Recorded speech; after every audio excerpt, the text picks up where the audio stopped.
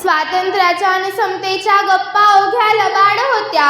स्वातंत्र्याच्या आणि समतेच्या गप्पा अवघ्या लबाड होत्या.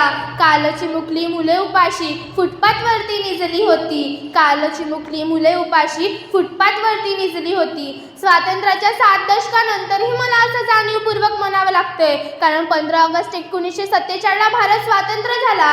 त्या दिवशी लाल किल्ल्यावर बोलत असताना तत्कालीन पंतप्रधान जवाहरलाल नेहरू असे म्हणाले होते की आम्ही या देशातील इंग्रजांची गुलामगिरी हटवून या देशातील सर्वसामान्य जनतेचं प्रशासन आणलं आणि हा आमचा नियतीशी केलेला पहिला करार होता. पण दुसऱ्याच दिवशी लोकशाहीर अण्णाभाऊ साठे हे आझाद मैदानावर जातात आणि म्हणतात की यह आजादी झूठी है, देश की जनता भूकी है.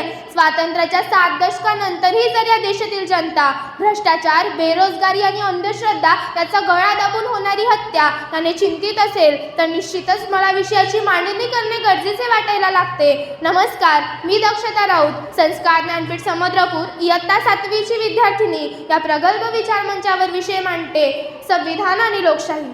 ग्रंथ अनेक, शिकवण अनेक, पण एकच ग्रंथ जो प्रत्येकाला समानतेचं वचन देतो आणि धर्मापलीकडचं बंधुत्व शिकवतो तो म्हणजे फक्त आणि फक्त आपलं संविधान. संविधानाच्या कलम 25 ते कलम 28 पर्यंत आपल्याला आपला धर्म पाळण्याचं स्वातंत्र्य आहे. म्हणजेच काय तर प्रत्येकाला आपल्या धर्मानुसार जगण्याचा व वागण्याचा अधिकार आहे. पण आज त्याच धर्माच्या नावावर राजकारण फोफावतं. जो धर्म जोडण्यासाठी आहे आज त्याच धर्माच्या नावावर समाजा फोडला जात आहे. तर धर्म जर हा एक आत्मा असेल तर संविधान हा त्या आत्म्यातील श्वास आहे आणि जर श्वासच गुदमरायला लागला तर आत्मा कसा टिकेल हा माझा उपस्थित सर्वांना प्रश्न आहे. एवढंच काय तर मित्रांनो, संविधान नावाच्या ग्रंथाने आपल्याला कलम 19 प्रमाणे आपल्याला आपलं अभिव्यक्ती स्वातंत्र्य दिलंय.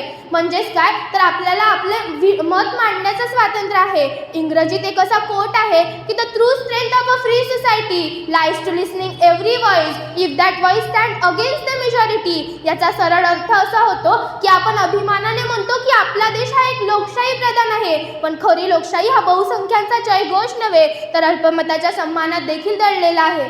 जशी एखादी बाग विविध रंगी फुलांनी उजळते त्याचप्रमाणे समाजाची शोभा देखील विचारांच्या वैविध्यातून उमलते. एका रंगाच्या फुलांनी बगीचा हा सुंदर बनत नसतो, त्यासाठी हवी असते रंगांची बहार.